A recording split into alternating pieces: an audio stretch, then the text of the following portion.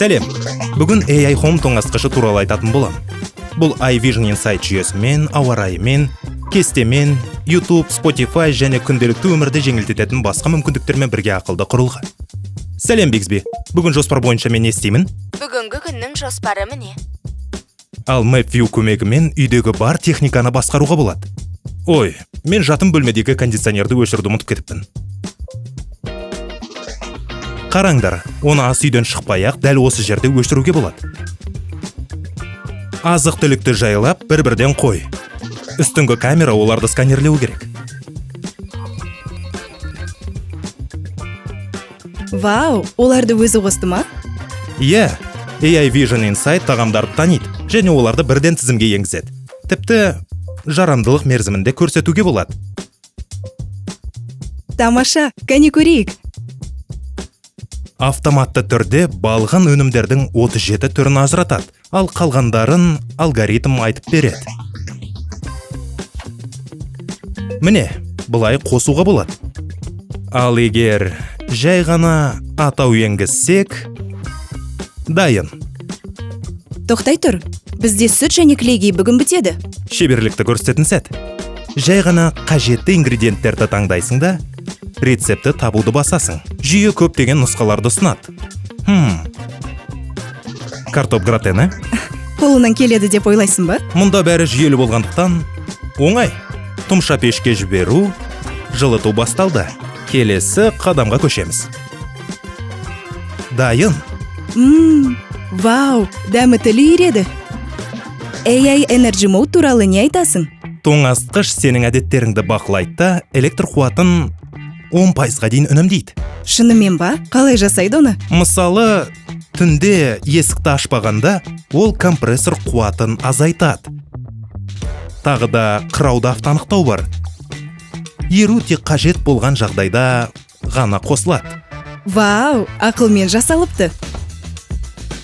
Қайтадан есікті жабуды ұмытып кеттім ба? Суықтың барлығы кетіп жатыр. Не, мен тек тәтті бір нәрсе жейін дегем. Ал егер бәрі бұзылып кетсе ше? Уайымдама.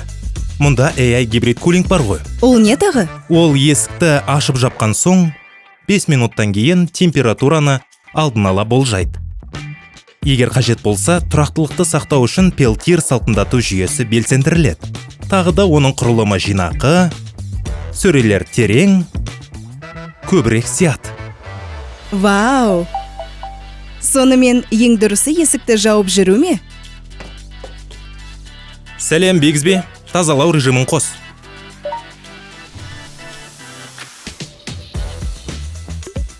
О, суға арналған сүзгіні ауыстыру қажет.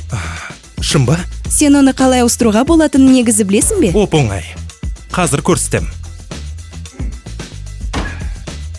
Жаным, бізге құрал сайман қажет емес сияқты. Сәлем Бигсби, суға арналған сүзгіні қалай ауыстыруға болады? Әрине, мұны бұлай жасайды. О, алло, аға, түсіндім. Кездескенше. Олар әлде қашан шығып кетіпті. Кешкі асқа не дайындасақ екен? Басынды қатырма, Бигсбиден сұра.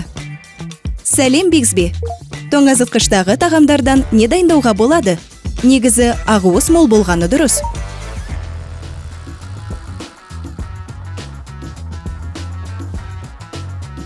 Ашып бер деп көмек сұрарсың мүмкін? Керек емес. Сәл ғана тиіп кетсең болды, есік өзі ашылады. Мен графинға лимон және шөптерді дайындаймын. Мен сусындарды әзірлейін. Керемет. Мұз әдеттегі ме әлде вискиге арналған түйіршіктер ме? Айстиға арналған текшелер. Дұрыс.